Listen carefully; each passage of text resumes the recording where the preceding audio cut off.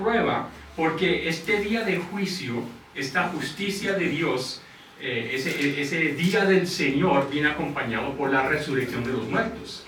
Entonces Jesús es el primer resucitado de los muertos para comprobar que el día de la resurrección de todos se acerca también, porque parte de poner en orden todas las cosas es que los muertos resucitarán. Entonces, van a pasar muchas cosas en el día de juicio. El punto es que ya Jesús lo ha inaugurado. Estamos ya con la venida de Jesús.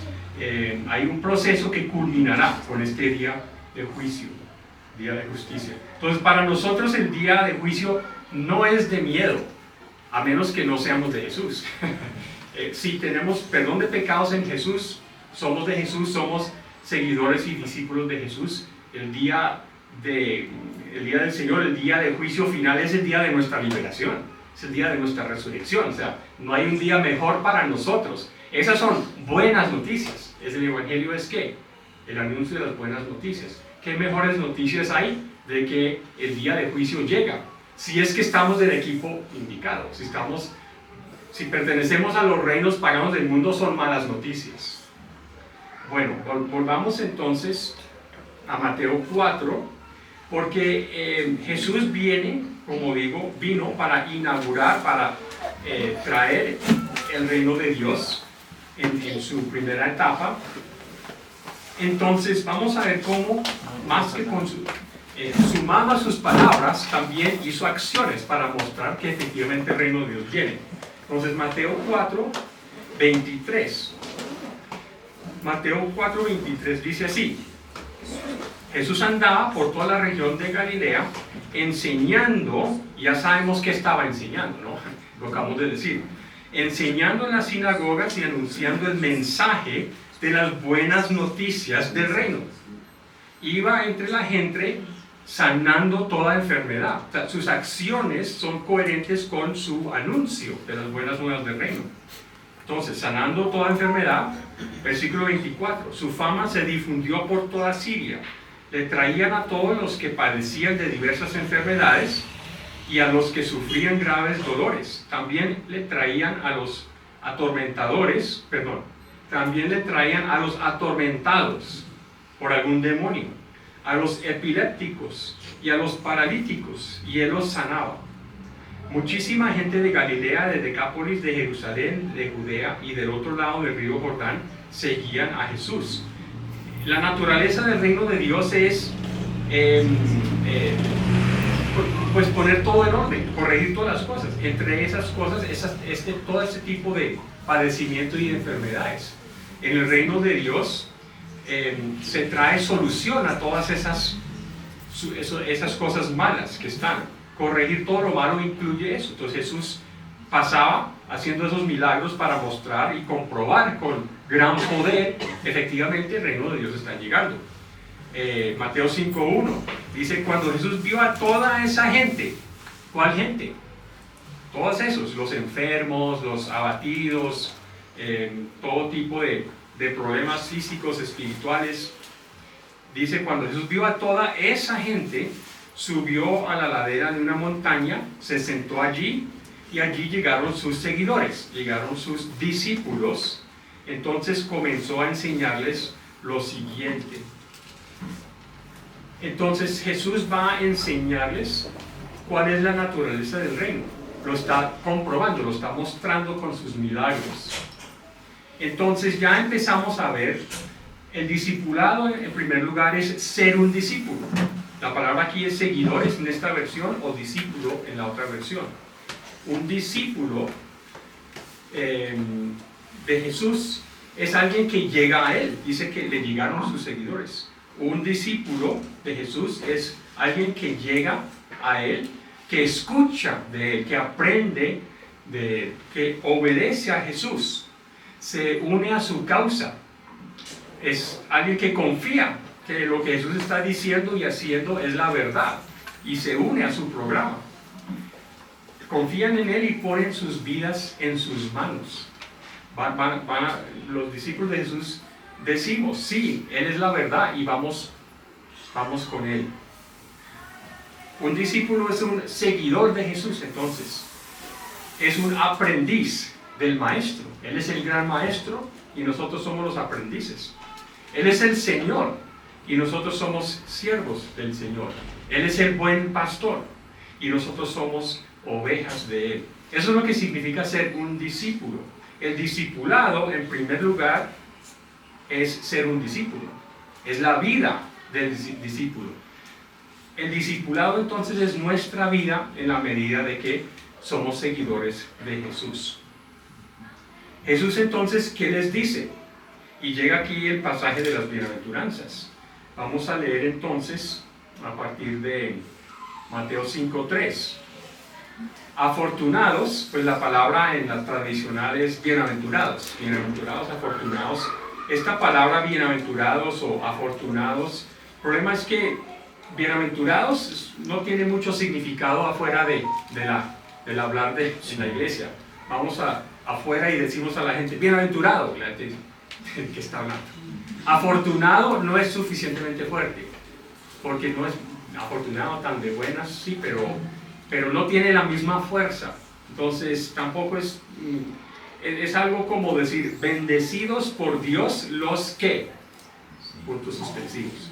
Bendecidos por Dios los que. ¿Qué significa ser una persona bendecida por Dios? Pues es esto, vamos a ver. Pues voy a decir afortunados, pero bueno, sí, pero la idea es bendecidos por Dios los que reconocen su necesidad espiritual porque el reino de Dios les pertenece. Afortunados los que están tristes porque Dios los consolará. Afortunados los que son humildes, porque la tierra que Dios prometió será de ellos. Afortunados los que tienen hambre y sed de justicia, porque quedarán completamente satisfechos por Dios. Afortunados los que tienen compasión de otros, porque Dios también tendrá compasión de ellos. Afortunados los que tienen corazón puro, porque ellos verán a Dios. Afortunados los que se esfuerzan por seguir la paz, porque ellos serán llamados hijos de Dios. Afortunados los que son maltratados por practicar la justicia, porque el reino de Dios les pertenece. Entonces aquí habla del reino de Dios o el reino de los cielos. Cuando escuchamos el reino de los cielos, la idea no es que el reino es allá en los cielos y queremos ir allá. El reino de los cielos habla de su origen. El reino de los cielos es porque viene del cielo y viene la tierra. El reino de Dios se establece, ya está en el cielo. El punto es establecer el reino de los cielos aquí en la tierra. Habla de su origen, no a dónde vamos, sino de dónde viene, de dónde procede y a dónde es establecido. Es el reino de Dios porque le pertenece a Él y viene del cielo para establecerse aquí. Pues hay que aclarar ese punto. Estamos hablando de este mundo renovado. El reino de Dios es el que se establece aquí en la tierra. Entonces, bienaventurados o bendecidos por Dios los que, o otra forma de decirlo es, aquellos han hallado gracia delante de Dios. Es hallar gracia delante de Dios, como alguien halla gracia delante de un gran rey. Entonces, estos son buenas noticias, muy buenas noticias.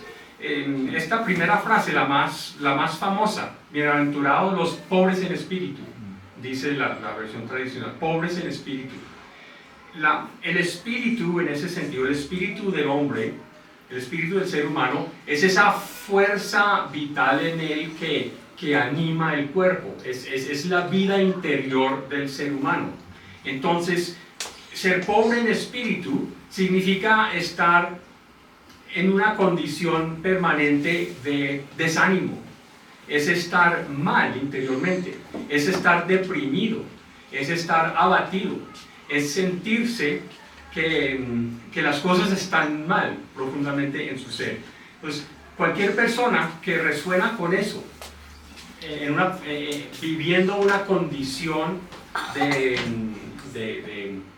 desánimo, de angustia, el reino de Dios es para esas personas. Esas son muy buenas noticias. El que está muy bien en el mundo no necesita el reino de Dios, porque ya está bien. Pues no es cierto, pero así es la forma de pensar. El reino de Dios en primer lugar, en primera instancia, es llamativo para los que les va mal en este mundo, no para los que les va bien. Por eso son buenas noticias.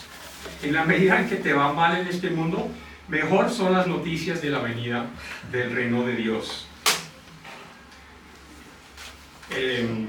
Bienaventurados los que lloran. El reino de Dios es para los tristes. Está para los que están mal. Los humildes, no los ricos y los poderosos, sino los humildes, los que menos tienen esta vida, son los que más se van a beneficiar de la llegada del reino de Dios. Los que tienen hambre y sed de justicia. Habla de que cuántas personas están sufriendo grandes injusticias y necesitan justicia. Tienen hambre y sed de que se les haga justicia a favor de ellos.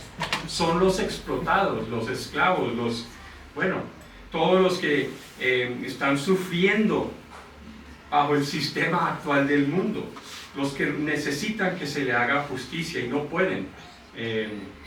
Para ellos son muy buenas noticias, porque dice que quedarán completamente satisfechos por Dios. Es decir, en el día de juicio, Dios los rescatará de esas injusticias, porque el reino de Dios es un reino de justicia, no de injusticia. Todo esto son buenas. Las primeras 4 bienaventuranzas hablan de la condición mal en el que están los seres humanos. Entonces es buenas noticias ante esas diferentes cosas. Deprimidos, angustiados, tristes, sufriendo, enfermos, pobres, toda clase de injusticias. Para ellos es el reino de Dios, y para ellos que se identifican con eso, más les es llamativo la vida de andar con Jesús, el discipulado. También habla de cómo son estos individuos. Los últimos 4 habla de cómo son. Son los humildes, son los que tienen compasión. Los humildes heredarán la tierra. Los que tienen compasión, Dios tendrá compasión de ellos. Los puros, los que no son hipócritas, los que pues viven con integridad.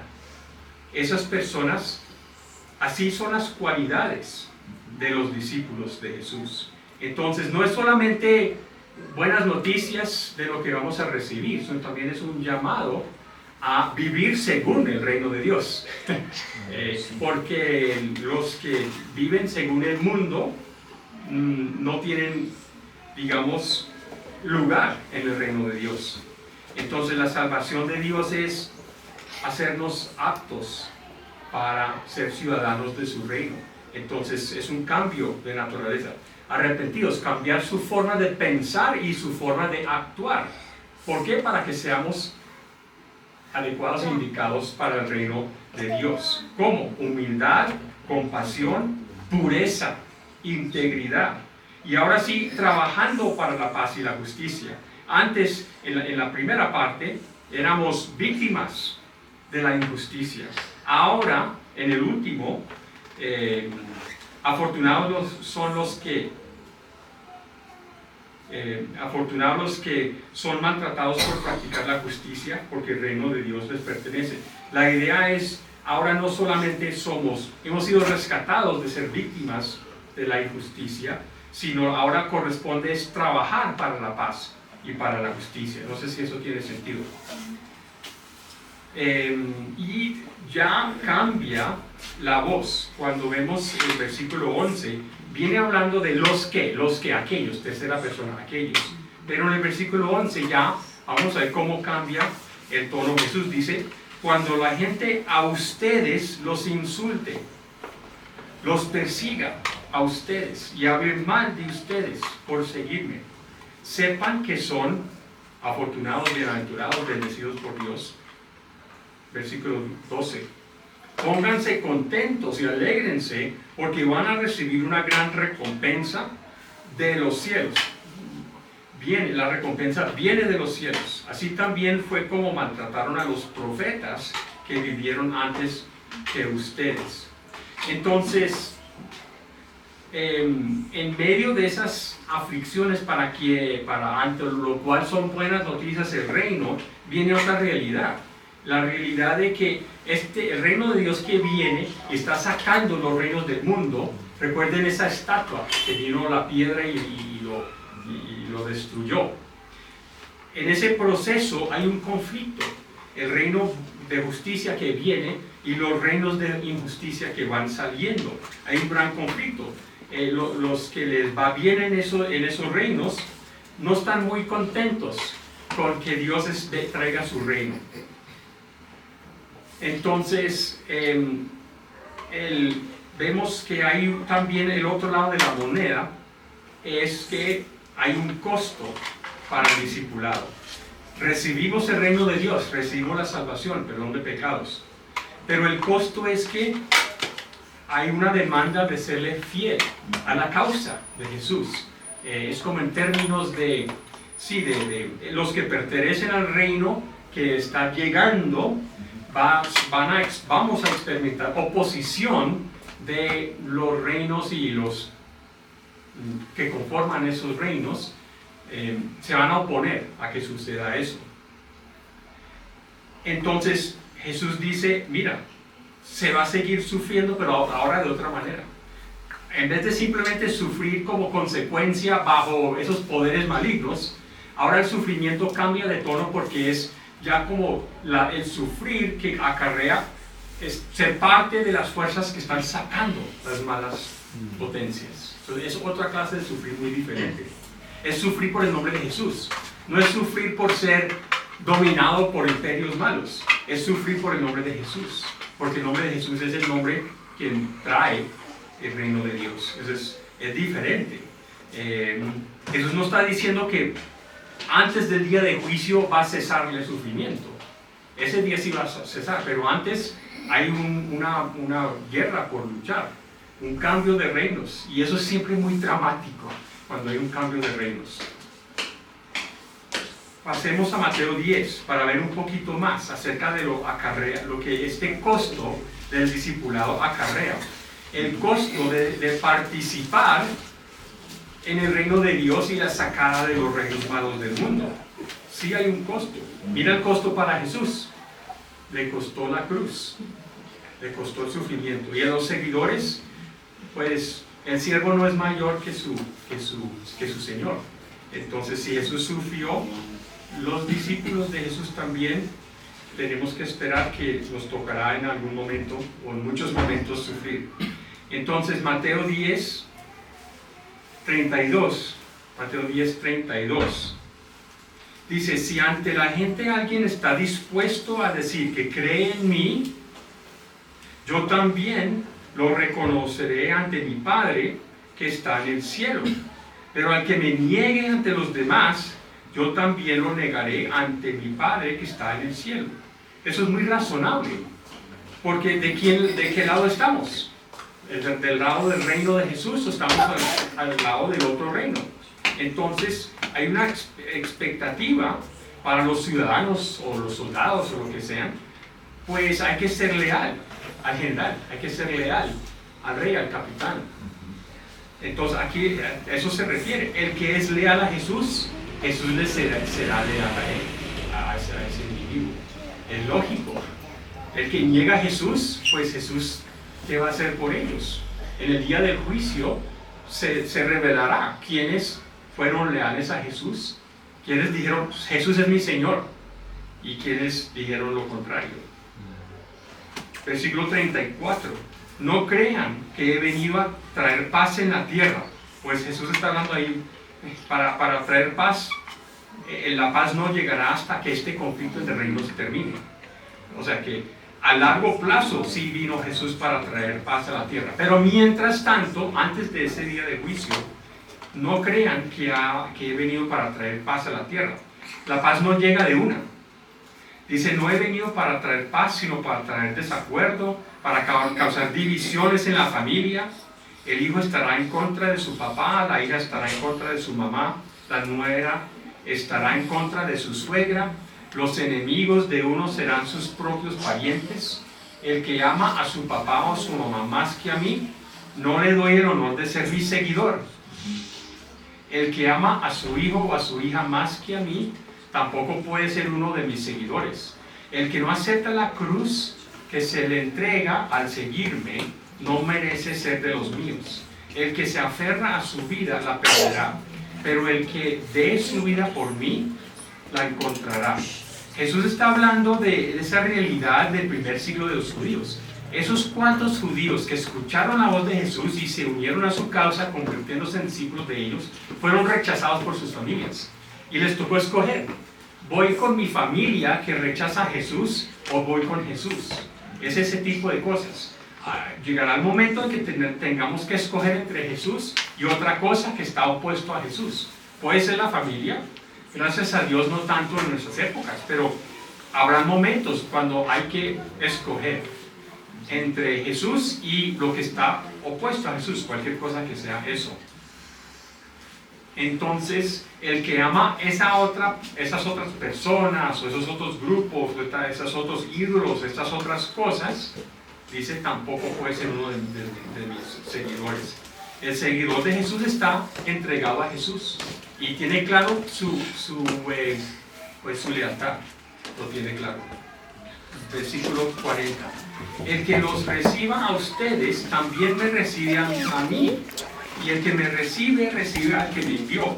Jesús ascendió al cielo, en el momento Él no está, pero nosotros estamos aquí como sus agentes. Entonces, el que nos recibe a nosotros, discípulos de Jesús, todo lo que hacemos es a nombre de Él y en representación de Él, que no está físicamente presente. Entonces, el que nos recibe a nosotros como agentes de Jesús, están recibiendo a Jesús. Qué honor y qué privilegio nos da Jesús. Uno de los grandes privilegios de ser su discípulo. Dice 41, el que recibe a un profeta por ser profeta, recibirá la recompensa que Dios da a un profeta. Y el que reciba a un hombre bueno por ser bueno, recibirá la recompensa que Dios da a un hombre bueno. Y el que se le dé, aunque sea un vaso de agua fresca, a uno de mis seguidores menos importantes, por solo el hecho de ser mi seguidor, les digo la verdad, también será recompensado. Hay grandes recompensas en ese día de juicio, en ese día cuando se acaba de sacar los reinos malos y el reino de Dios queda establecido en su plenitud. Habrán grandes recompensas por todos los verdaderos y fieles discípulos de Jesús. Bien, entonces la recompensa es ¿qué? Es participar en el reino de Dios, el honor que recibiremos en el reino de Dios, el triunfo en el juicio final, esa vindicación de que esos miserables seguidores de Jesús realmente son los herederos del reino de Dios, cuando todo eso quede claro ante el mundo entero. Mientras tanto, hacemos preparativos para ese día del juicio.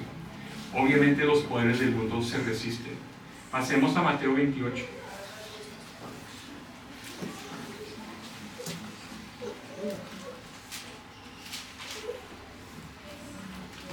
Mateo 28, 16. La gran comisión. También esto es parte del discipulado. Dice Mateo 28, 16. Los 11 seguidores fueron a Galilea, al monte donde Jesús les había dicho. Cuando lo vieron, lo adoraron, aunque algunos de ellos dudaban. Entonces Jesús se les acercó y les dijo: Dios me ha dado toda autoridad en el cielo y en la tierra. Así que vayan y hagan seguidores en todas las naciones. Bautícenlos en el nombre del Padre, del Hijo y del Espíritu Santo, y enséñenles a obedecer todo lo que yo les he mandado. Tengan presente que yo estaré con ustedes todos los días hasta el fin del mundo. Seguimos hablando de lo mismo, de esta etapa entre reinos, la llegada de un reino y la sacada de los demás reinos. Eso es lo que hay que hacer. Entonces, el discipulado en primer lugar es ser discípulo, con todo lo que eso conlleva, ser un seguidor de Jesús. Y también conlleva el hacer discípulos. Discipulado es ser discípulo, y parte de ser discípulo es hacer más discípulos.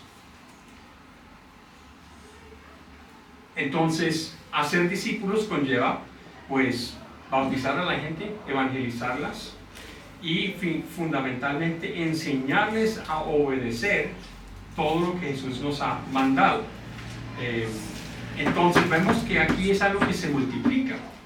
Se multiplica porque, digamos que la primera generación, al cumplir los mandamientos de Jesús, entre otras cosas, cumplen este mandamiento de formar a otros. Y cada generación entonces va formando a la siguiente generación como parte de su discipulado. Entonces, parte de mi discipulado es discipular a otros.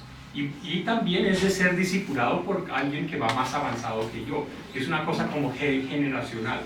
Y para mostrar en la práctica cómo esto pasa de generación en generación, cuando tenemos generación en generación, eso se llama familia. Es una familia, padres, hijos y así. Pasemos a primera de Juan 2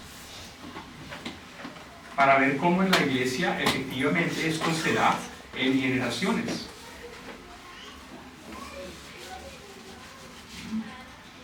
En las cartas de Juan, Juan no se identifica como el apóstol, se identifica como el anciano. Interesante. Pablo siempre se identificaba como el apóstol.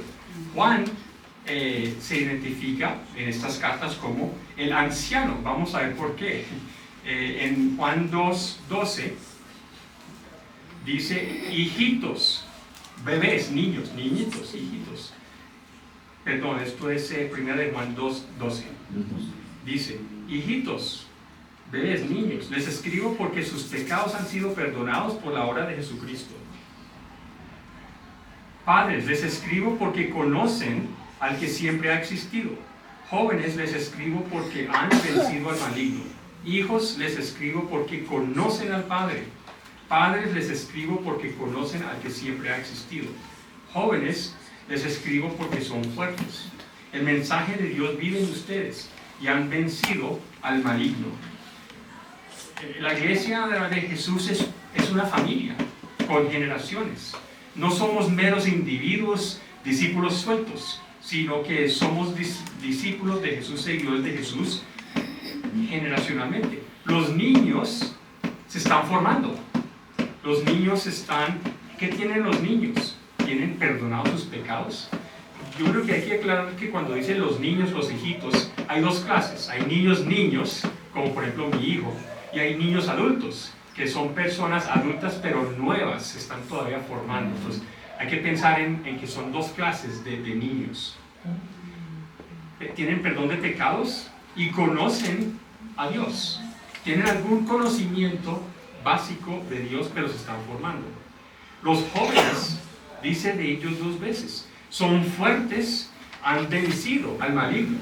Como vimos ya antes en primera de Juan, pues todos somos pecadores, pero una cosa es decir que seguimos pecando, otra cosa es decir que no somos dominados por el maligno, no somos dominados por el pecado.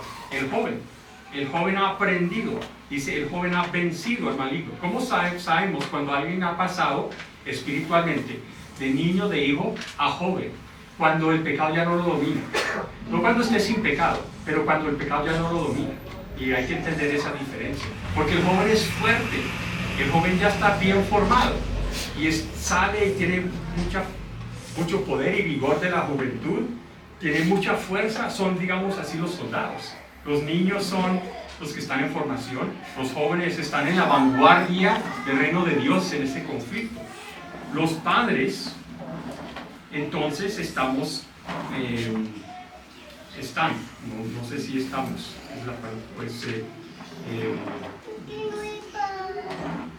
dice, Padre, les escribo porque conocen al que siempre ha existido, conocen a Dios porque por experiencia hay un conocimiento del niño que conoce a Dios, pero si el niño tiene vida, el joven tiene fuerza y vigor, el padre tiene esa experiencia de muchos años con Dios, y hay un cuarto, el anciano, porque Juan escribe como el anciano. Si son cuatro, es el abuelo, es el anciano. ¿Y qué hacen el anciano? Velan por toda la familia. Vemos personas como por ejemplo la señora Inés. Ella es anciana en este sentido. Ella se la pasa en oración por nosotros. Ella ya no puede estar en la vanguardia, pero sí está en la vanguardia de velar y de orar. Y eso es la labor de los ancianos. Fue un anciano quien escribió esta carta. Los padres estamos formando a los que vienen detrás de nosotros. Entonces sí ven las 4 etapas de la vida, bien interesante. Eso es una parte fundamental del discipulado.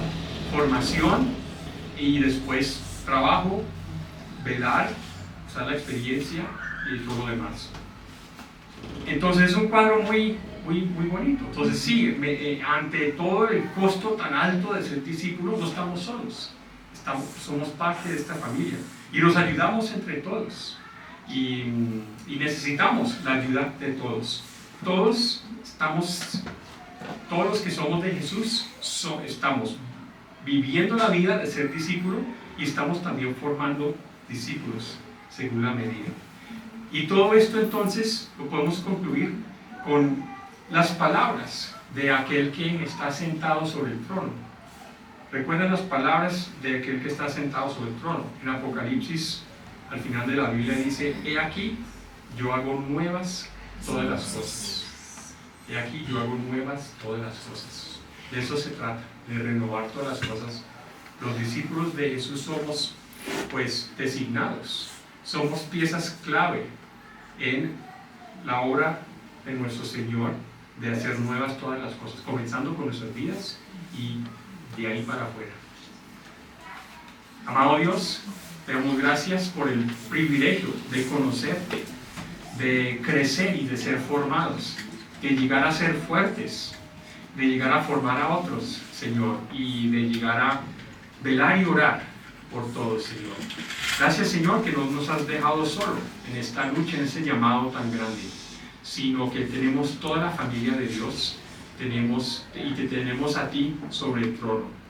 Que la fe, por fe, sabemos que aunque las apariencias en el mundo engañan, por fe sabemos que sí, efectivamente estás sentado sobre el trono. Y por eso, Señor, tenemos la fe y la fuerza que tú nos das para seguir adelante.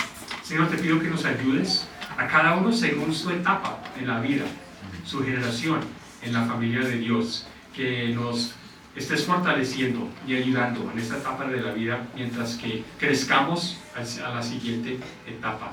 Gracias, Señor, te damos y dejamos nuestras vidas en tus manos. Oramos en tu santo nombre. Amén.